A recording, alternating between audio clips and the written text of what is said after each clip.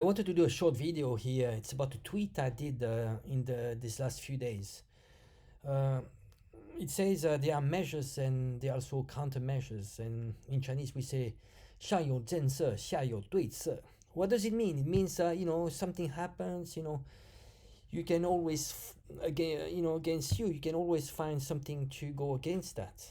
For example, you being attacked, but you can find a way just to counterattack. So this is in the case of China. We've seen many attacks from the collective West. So basically, there are sanctions. They want to contain China, and China find ways. So here I have a few examples. For example, they say China is the biggest threat. What does China do?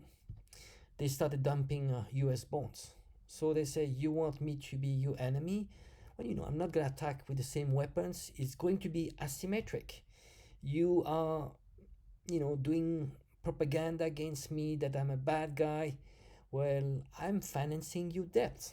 Remember, I have a trade surplus against the US. That's how China is thinking. So China ends up with lots of US dollar trade surplus, and China, what does it do? It finances US bonds, means they're financing a debt. And the US debt is actually something that is, it's a debt that is not meant to be repaid.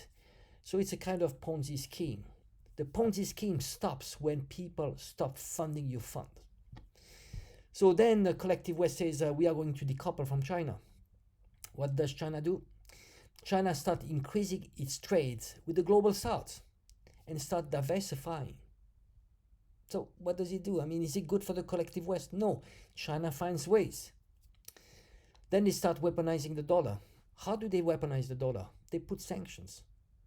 They can actually take your funds. That's what they did with Russia. Russia has the US dollar reserves. They actually seized the funds. So what does China do? Well, China starts using other currencies. They created BRICS, and now they created a new clearing system, and they bypass the dollar. If you bypass the dollar, it means that the dollar is no more the global currency, and you cannot print as much as you used to, because if you're not a global currency, you start printing money. What does it do to your economy? You create inflation. Then they start putting limitation on Chinese microchips. What does China do? They start investing massively, and they start catching up.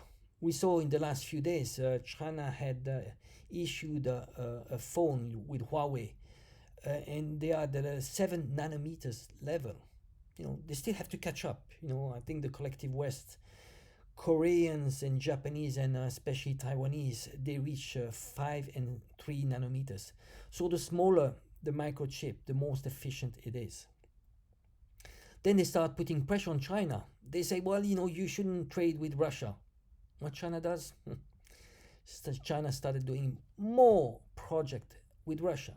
They started doing, this gas pipeline, the power of Siberia. They are going to pump Russian gas. They started trading more with Russia. Well, because China knows if Russia loses against the collective West, the next is going to be China. So you want to play like this, we are going to find countermeasures. Then the US dollar, they started, lately printing lots of US dollars. Like there is no tomorrow. Just print, not thinking. What does China do? They started recycling its US dollar trade surplus into infrastructure projects, the Belt and Road Initiative.